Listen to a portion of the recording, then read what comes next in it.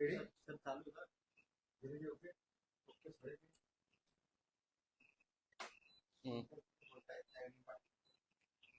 के लिए? मेरे खिलाफ? कहाँ पे? काय के लिए? अरे बाप रे!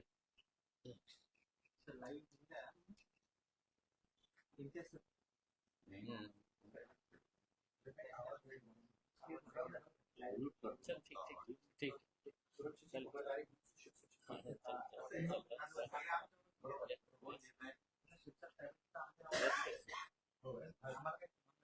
हाँ, चल चल चल चल ठीक ठीक, आ जाना है दोपहर में।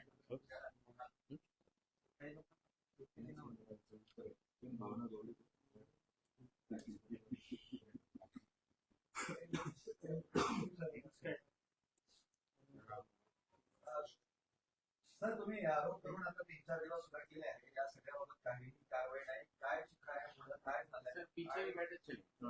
राज्य सरकार पण यावर फारच गंभीरतेने घेताना दिसत नाहीये, कारवाई होताना दिसत नाहीये, काही नोटीस इश्यू झाले नाही, काय सांगता? मी सुरुवातीपासून हे बोललेलो आहे की माझी अपेक्षा या सरकारकडून काही जास्त नाही आहे, कारण वरपासून ते खालपर्यंत जेव्हा सगळं भ्रष्टाचार सुरू असतं, पण जेव्हा उद्या महाराष्ट्राचे मुख्यमंत्री आदरणीय देवेंद्र फडणवीस साहेब आपल्या भाषणामध्ये किंवा आपल्या इंटरव्ह्यूमध्ये सांगतील की मी महाराष्ट्राला भ्रष्टाचार मुक्त करणार आहे, तर ते सरासर खोटं असणार आहे, कारण त्यांच्या नाकाच्या खाली अशा प्रकारचे उद्योग सुरू आहेत. मी जे आरोप केलं होतं ते आरोप नाही आहे, मी सगळं डॉक्युमेंट्स सहित मी आपल्याला दाखवले होते की कशा प्रकारे एक गव्हर्नमेंट एजन्सी MIDC ज्याचा उद्देश हे आहे की महाराष्ट्रामध्ये इंडस्ट्री आपण कशा वाढवू शकतो, ते जेव्हा अशा प्रकारचे उद्योग सुरू करतात, एका मंत्र्याला खुश करण्यासाठी सगळे नियम धाब्यावर ठेवून कशा प्रकारचे हे ऍडजस्टमेंट करतात याचं प्रमुख उदाहरण मी आपल्याला सविस्तर दिलेलं आहे. आता मला थेट MIDC ला प्रश्न विचारायचा आहे, मंत्र्यांना विचारत नाही मी, MIDC ला प्रश्न विचारतो. हे MIDC च्या डॉक्युमेंट आहे. हे MIDC जेव्हा कोणत्याही इंडस्ट्री उद्योग सुरू करण्यासाठी जातात तर त्यांना हे पुस्तक देण्यात येतं आणि त्याच्यामध्ये काय आहे, ease of doing business guidelines on land allotment system of MIDC. हे मी तयार केलेलं नाही आहे, MIDC ने तयार केलेलं आहे. आणि त्याचा सगळ्यात पहिला मुद्दा काय आहे, पहिला मुद्दा जे आपल्याला काही आत जाण्याची आवश्यकता नाही आहे, पहिला मुद्दा हे आहे की auction procedure for allotment of plots, पहिला मुद्दा आहे त्यांचा रूल नंबर 1. आणि त्याच्यामध्ये त्यांनी काय सांगितलेले आहे, where more than 80% plots is allotted in such industrial areas, remaining plots will be allotted by way of auction. याचा अर्थ हे आहे की कोणत्या इंडस्ट्रियल एरियामध्ये 80% प्लॉट जे आहे ते अलॉट करण्यात आलेलं आहे, लोकांना देण्यात आलेलं आहे. आता उर्वरित फक्त 20% राहिलेले आहे. प्लॉट्स कमी आहे आणि मागणारे खूप जास्त लोक आहे. तर अशा परिस्थितीमध्ये MIDC ची जबाबदारी आहे की त्या प्लॉट्सच्या डिटेल्स पेपरमध्ये छापायचं, डिटेल्स द्यायचं, त्याचा ऍड तयार करून की इतकं एरियाचं लँड अवेलेबल आहे आणि ते दिल्यानंतर जे जे इंटरेस्टेड असतील ते अप्लाय करतील. समजा एका प्लॉटसाठी जास्त बिडर्स आहे, इच्छुक आहे लोक, तर MIDC ने त्याचा ऑप्शन करायला पाहिजे. हे त्यांचा नियम म्हणतो, माझा नियम नाही आहे, त्यांचा नियम म्हणतो. आणि ते ऑप्शन केल्यानंतर समजा 5 लोक आले तर कोणी जास्त पैसे दिले तर त्याला हे अलॉट करण्यात येत नाही. त्याचाही नियम आहे. त्याचा नियम हे आहे की ते जेन्युन एंटरप्रिन्युअर आहे का. या केसमध्ये हे संजय सिरसाट साहेबांचा मुलगा, त्यांची पत्नी जी आहे ते जेन्युन एंटरप्रिन्युअर आहे का, नाही आहे, ते जेन्युन एंटरप्रिन्युअर नाही आहे. मग त्यांची फायनान्शियल क्रेडिबिलिटी बघावं लागतं. इंडस्ट्रियल बॅकग्राऊंड अँड एक्सपिरियन्स, त्यांच्या इंडस्ट्रियल बॅकग्राऊंडचा एक्सपिरियन्स आहे का, नाही आहे. राजनीतीमध्ये आहे, एक गृहिणी आहे. तिसरं म्हणजे एम्प्लॉयमेंट जनरेशन. आता आपण हे लँड देत आहे, किती लँड आहे, 20,20,000 स्क्वेअर फीटच्या लँड, 5 एकरचं जवळ. 20,20,000 स्क्वेअर फीटच्या लँड मध्ये त्यांच्या म्हणण्याप्रमाणे त्यांनी जे ऍप्लिकेशन दिलेलं आहे की आम्ही 106 कोटी रुपयाची एक फॅक्टरी तिथे सुरू करणार आहे, तर त्याच्यामध्ये एम्प्लॉयमेंट किती मिळणार आहे लोकांना, तर फक्त 93 लोकांना. हो, 93 लोकांना एम्प्लॉयमेंट मिळणार आहे. आणि त्यांनी हे सविस्तर दिलेले आहे की 67 स्किल्ड एम्प्लॉईज असणार आहे, 24 अनस्किल्ड एम्प्लॉईज असणार आहे, उर्वरित जे आहे ते आपले सुपरवायझरी स्टाफ असणार आहे. टोटल मिळून 93. आता मी आपल्याला सांगतो की वालूजमध्ये जे एमएसएमईचे छोटे छोटे गाडे देण्यात आलेले आहे, 3 एकरामध्ये आहे ते वालूजच्या जे ट्रक टर्मिनस आहे त्याच्या शेजारीच ते एमएसएमईला लँड देण्यात आली होती, छोटे छोटे गाडे देण्यात आले होते. त्या 3 एकरामध्ये 1000 लोक काम करत आहे. 1000 लोक म्हणजे एका साईडला आपल्याला जॉब क्रिएशन करायचं आहे. आणि एमआयडीसीने जेव्हा हे लँड साठी मुंबईला प्रस्ताव पाठवला तर त्यांनी हे म्हटलं की प्रायोरिटी लँड अलॉटमेंट. हे प्रायोरिटी लँड अलॉटमेंट एमआयडीसीच्या अधिकाऱ्यांना मी सांगू इच्छितो की ती फॉर्च्यून 500 कंपनी आहे, जगातली खूप मोठी कंपनी आहे, किंवा या देशातली मोठी कंपनी आहे, अंबानी सारखी, अडानी सारखी, जे कोट्यवधी रुपये खर्च करणार आहे, इन्व्हेस्टमेंट करणार आहे, आणि ज्याच्यामुळे खूप सारे जॉब्स क्रिएट होणार आहे. आता हे तर जेन्युन एंटरप्रिन्युअर नाही आहे, खूप मोठा काही इन्व्हेस्टमेंट असा आहे असं नाही आहे, आणि जॉब्स ही हजारो लोकांना मिळणार आहे. म्हणून आपण प्रायोरिटी अलॉटमेंट यांना द्या. हे जे प्रायोरिटी अलॉटमेंट करण्यात आलेलं आहे हे सगळं नियम तोडून मोडून हे सगळं करण्यात आलेलं आहे. आणि आता माझी जी चिंता आहे हे चिंता हे आहे की शिरसाट साहेबांनी सांगितलं की मी 8 दिवसांनंतर याचं उत्तर देणार आहे. मला एक भीती वाटतं की एमआयडीसी मध्ये सगळे डॉक्युमेंट्स खोडाखोड करण्याचं काम सुरू आहे. ते न करता आता त्याचं उत्तर दिलं तर मला असं वाटतं की बरं होईल. पण जेव्हा तुम्ही उत्तर मागताय, प्रश्न विचारताय, काही पक्ष म्हणून, पक्षाचे प्रदेशाध्यक्ष म्हणून या संदर्भात सरकारनं भूमिका घ्यावी म्हणून आंदोलन किंवा आणखी काही तुम्ही पाऊल टाकणार आहात का? काय आहे की जेव्हा मी मुख्यमंत्र्यांना ऐकतो आणि ते म्हणतो की आम्ही महाराष्ट्राला मुक्त करणार आहे, तर त्यांनी असं नाही म्हटलं कधीही की तुम्हाला मला साथ द्यायची असेल महाराष्ट्राला भ्रष्टाचार मुक्त करण्यासाठी तर तुम्ही आंदोलन करा, मगच मी कारवाई करणार आहे. मुख्यमंत्र्यांना आपल्या मार्फत हे सगळे डॉक्युमेंट्स आणि सगळं काही माहिती त्यांना पडलेलं आहे की कशा प्रकारचा हे कारभार सुरू आहे. त्यांच्या नाकाचा खाली हे सगळं सुरू आहे. मी वाट बघत आहे, मी एक टेस्ट घेत आहे, एक्झाम आहे देवेंद्र फडणवीस साहेबांचा, ते किती प्रामाणिक आहे आपल्या बोलण्यामध्ये जेव्हा हे बोलतो ते. आता काही दिवस वाट बघणार, त्याच्यानंतर नाही काही झालं हालचाल तर एन्फोर्समेंट डायरेक्टोरेटला, सीबीआयच्या अँटी करप्शन विंगला, इन्कम टॅक्सला, आणि हे जाणून सुद्धा की महाराष्ट्र सरकार काही करणार नाही, मुख्यमंत्री देवेंद्र फडणवीस साहेब त्यांनाही सगळ्या पुराव्यास मी आमची तक्रार देणार. राज्यपालांना वेळ दिली राज्यपालांनी, त्यांना जाऊन भेटणार आणि त्यांना सविस्तर सांगणार ही कशा प्रकारचे काय काय उद्योग आपल्या इथे सुरू आहे. तुमचे आरोप गंभीरपणे घ्यायची गरज नाही असं म्हणणं आहे.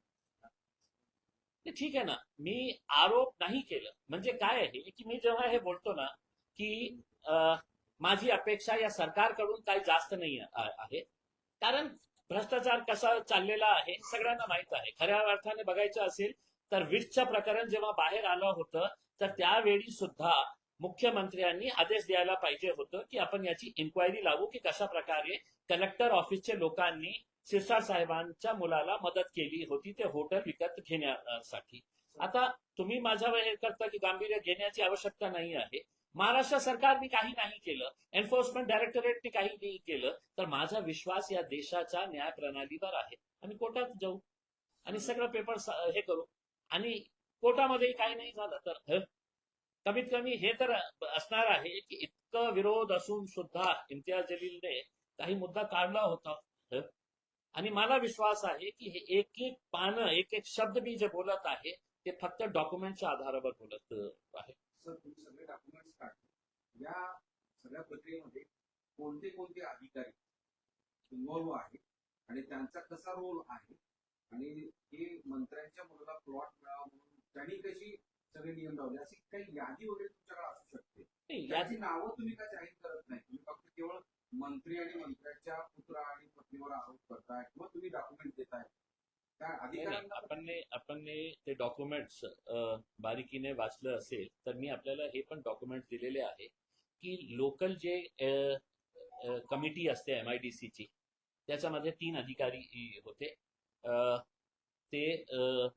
त्यांचं नावही मी दिलेलं आहे. आणि जेव्हा हे प्रपोजल मुंबईच्या MIDC मध्ये गेलं तर कोण कोण अधिकारी याच्यामध्ये निर्णय घेणारे होते आता माझ्याकडे नाही आहे. मी तुम्हाला पुन्हा पाठवतो किंवा पुन्हा जेव्हा तुम्ही माझ्याकडे येईल त्यांच्या सगळ्यांचं नाव मी सांगतो. एक नाव मी तुम्हाला सांगतो की जे इलेक्शन ऑफिसर होते, इलेक्शन इन्चार्ज होते या कॉन्स्टिट्युएन्सीचे, गिरासे या कॉन्स्टिट्युएन्सीचे माझ्या विरोधात जे भारतीय जनता पार्टीचे उमेदवार होते ते आमच्या कॉन्स्टिट्युएन्सीचे MIDCचे रिजनल ऑफिसर होते, ते इलेक्शन ऑफिसर होते.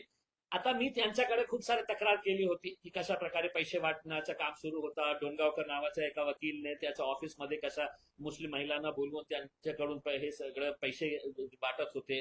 हे आंबेडकर नगर मध्ये कशा प्रकारे त्याच्या तिकडचं कॉर्पोरेटर पैसे वाटत होता, सगळं व्हिडिओ सहित दिलं. ते इन्क्वायरी करायला पाहिजे होतं. सरकारनी जे मला पाळलं अतुल सावेंनी त्यांच्या OSD करून टाकलं त्यांना. आता ते त्यांच्या ऑफिसमध्ये आहे. तर अशा प्रकारचे उद्योग सुरू असताना अपेक्षा कुणाकडून करू मी हे सांगत. गिराशी आरोप त्यांनी असं म्हणतायत की माझी जबाबदारी नाही, की जे आराखडा तयार करण्याची एक सिस्टीम असते, एक टीम असते, त्या टीमनं ते निर्णय घेतलेला आहे की अशा अशा पद्धतीनं ती जागा, ते अलॉटमेंट, ते आरक्षण बदलता येऊ शकते त्यांची कामं. नाही ते आपल्याला खोटं सांगत आहे की त्यांची सिग्नेचर जे 3 लोक होते, 3 अधिकारी होते इकडचे, की जेव्हा त्यांनी प्रस्ताव तयार केला आणि त्यांना असं वाटलं की हे जे क्षेत्रामध्ये जे दुसरं ट्रक टर्मिनस आहे त्याची आवश्यकता नाही आहे. आणि त्यांनी खरं सांगायचं असेल तर खोटे आकडे आपल्या हेड ऑफिसला पाठवले की 5 एकरामध्ये आपल्याला फक्त 70-80 ट्रक्स तिथे थांबतील म्हणून आम्हाला आवश्यकता नाही आहे. तुम्ही आत्ताही गेलं, मी सगळं मीडियावाले सोबत गेले होते, त्या एरियामध्ये पूर्ण रस्त्यावर हे ट्रक्स उभे आहेत. मग कोणत्या आधारावर हे यांनी सांगितलं होतं की आम्हाला या ट्रक टर्मिनसची आवश्यकता नाही. आज ते ट्रक कुठे उभे आहे तर रस्त्यावर उभे आहे आणि रस्त्याच्या दोन्ही साईडला उभे आहे. मग कोणत्या आधारावर तुम्हाला असं वाटलं की हे ट्रक टर्मिनस नाही? आधार एकच होता, मागणारा व्यक्ती मंत्रीचा मुलगा होता. मंत्री पॉवरफुल आहे, धमक्या देतात अधिकाऱ्यांना की तुम्हाला एकनाथ शिंदे साहेबांच्या समोर नेऊन उभे करणार आहे. म्हणून ते घाबरले आणि घाबरल्यानंतर मंत्र्याला कोण हे नाही म्हणणार आहे त्यांनी सगळं हे तयार करून दिले, पाठवले. मी CMI आणि मसिया अशा 2 मोठ्या संघटना इथे संपर्क आणि त्यांचं असं आहे की इंडस्ट्री वाढली पाहिजे, जे गरजू आहेत, खरंच रिअल उद्योजक आहेत त्यांना ते प्लॉट मिळाले पाहिजे यासाठी ते पाठपुरावा वगैरे करतात. ते मात्र या तुमच्या सगळ्या याच्यानंतर कुणी काही समोर बोलत नाही. त्यांना काय आहे की CMI चे जे पदाधिकारी आहेत ना ते सगळे मोठे मोठे लोक आहेत. त्यांचं काम काय आहे की मंत्र्यांना 5 स्टार हॉटेलमध्ये बोलवायचं, त्यांच्याकडून काही उद्घाटन करून घ्यायचं, त्यांचा फूल हार घालून सत्कार करायचं. हे जे काम आहे जे मी आज करत आहे हे माझी जबाबदारी नाही आहे, हे CMI ची जबाबदारी आहे. त्यांच्या समोर लोटांगण करण्यासाठी आपण पदाधिकारी नाही झालेले आहे की मंत्री आला म्हणजे आपण त्यांचा दरवाजा उघडायचा.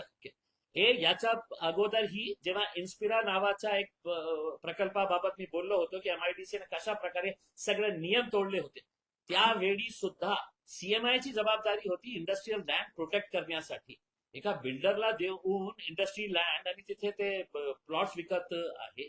हे काम CMIचा आणि मासिया खूप स्ट्रॉंग आहे.